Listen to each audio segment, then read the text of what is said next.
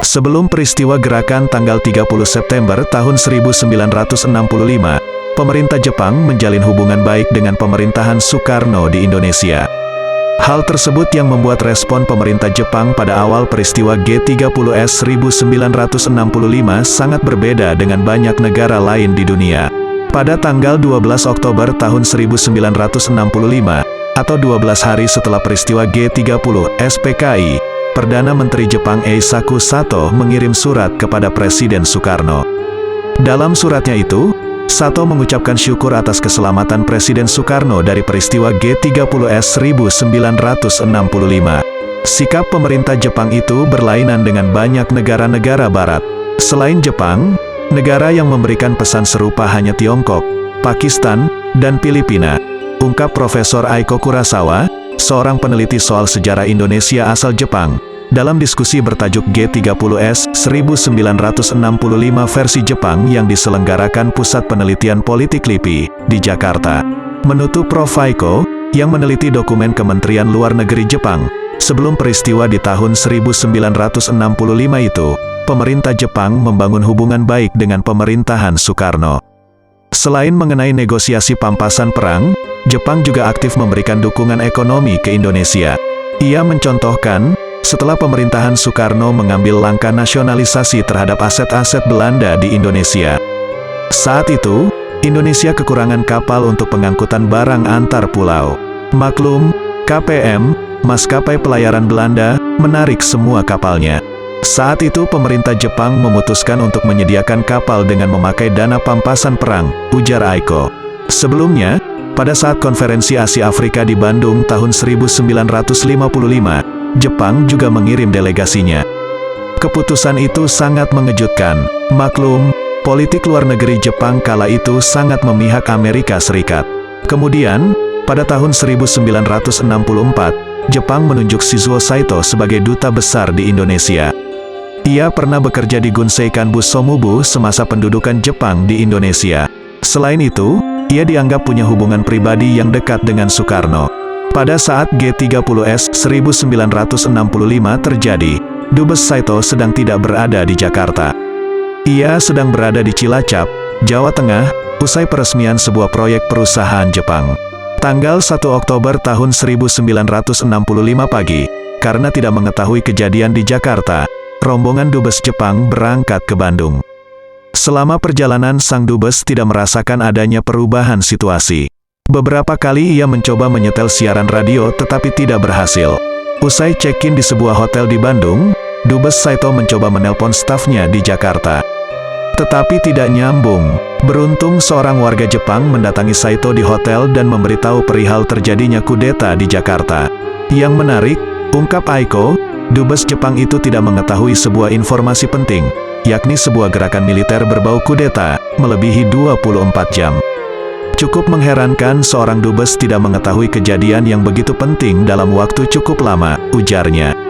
Namun, kendati Dubes Jepang tidak berada di tempat dan tidak mengetahui keadaan, staf di kedutaan Jepang tetap mengirim telegram ke Departemen Luar Negeri Jepang di Tokyo.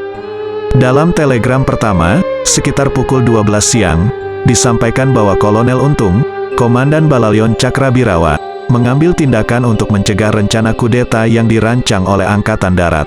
Tetapi pada telegram selanjutnya, sekitar pukul 20.50 malam, pesannya berbeda jauh. Telegram ini menuding PKI sudah merencanakan aksi tersebut dan tindakan Dewan Revolusi, Kolonel Untung Ces, mengambil tindakan kontra kudeta hanya dalih belaka. Aiko menjelaskan, kesimpulan telegram itu mengklaim mendapat informasi dari sumber khusus kedutaan.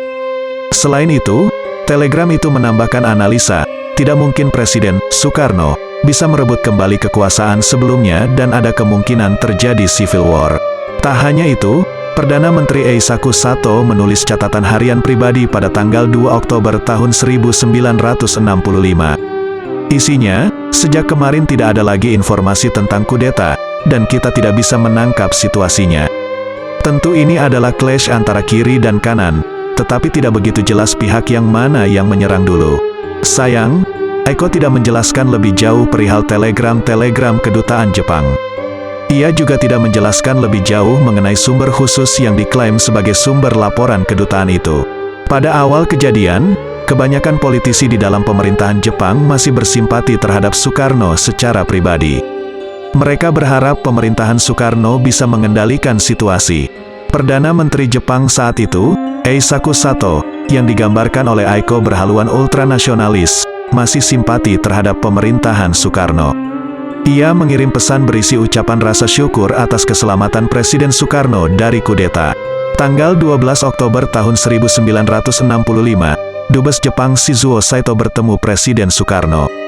Ia membawa pesan berikut, di Jepang ada peribahasa, sesudah hujan tanah menjadi lebih keras lagi. Seperti itu kami mengharapkan agar Bapak Presiden mengatasi kesulitan yang dihadapi sekarang dan basis negara RI akan menjadi lebih kuat lagi. Presiden Soekarno langsung merespon pesan itu. Ia menyampaikan beberapa hal, seperti harapannya agar konferensi Asia Afrika tetap diselenggarakan. Soekarno juga membantah kabar tentang penyiksaan para jenderal. Data forensik dan perwira polisi militer yang hadir pada pemeriksaan mayat membantah adanya penyiksaan, ujar Soekarno. Saat itu, AS menganggap Jepang masih terkena hipnotisme Soekarno. Tak hanya itu, melalui telegram Deplu AS tanggal 29 Oktober tahun 1965, pemerintah AS berharap agar, ketika situasi sudah berubah ke arah yang dikehendaki AS, Jepang menyesuaikan diri. Akhirnya, pada awal November, sikap Jepang mulai berubah. Dubes Saito mulai menarik dukungannya terhadap Soekarno. Ia tidak suka dengan pernyataan Soekarno yang menuding Chia terlibat dan membiayai propaganda pro-Amerika. Tak hanya itu, kata Aiko, pemerintah Jepang mulai memperhatikan agar jangan bantuan ekonomi memperkuat kelompok Subandrio. Tak hanya itu, Adam Malik yang saat itu anti PKI dan Soekarno meminta pemerintah Jepang agar tidak memberi bantuan ekonomi sebelum terjadi perubahan pemerintahan. Tak hanya itu, Aiko juga mengungkapkan bahwa seorang bernama Nishijima, mantan pembantu Laksamana Maeda dan sekaligus pengurus PT North Sumatra Oil, menerima uang dari kedubes AS sebesar 50 juta US dollar untuk diberikan kepada Adam Malik. Lalu, Adam Malik menyerahkan uang tersebut ke Kesatuan Aksi Pengganyangan Gerakan tanggal 30 September, Kap Gestapo. Saat itu, Kap Gestapo dipimpin oleh Subchan Z.E. Nu, dan Heri Chan Silalahi, Katolik. Tak hanya itu, berdasarkan pengakuan Dewi Soekarno, pemerintah Jepang juga memberikan sejumlah dana kepada Sofyan Wanandi, yang saat itu menjadi aktivis Kesatuan Aksi Mahasiswa Indonesia, KAMI, untuk menggoyang pemerintahan Soekarno. Dengan demikian, sejak November tahun 1965, pemerintah Jepang sudah berubah posisi menjadi anti-Soekarno. Mereka mulai mengharapkan adanya rezim baru yang lebih memihak Barat dan berorientasi pada pembangunan ekonomi yang mengakomodir modal asing. Jepang segera mengambil prakarsa membantu Soeharto membangun rezim Orde Baru dan akhirnya menjadi donatur terbesar bagi rezim Soeharto, ujar Aiko. Sejak itu, kata Aiko, politik luar negeri Jepang terhadap Indonesia lebih mengutamakan kepentingan ekonomi ketimbang politik.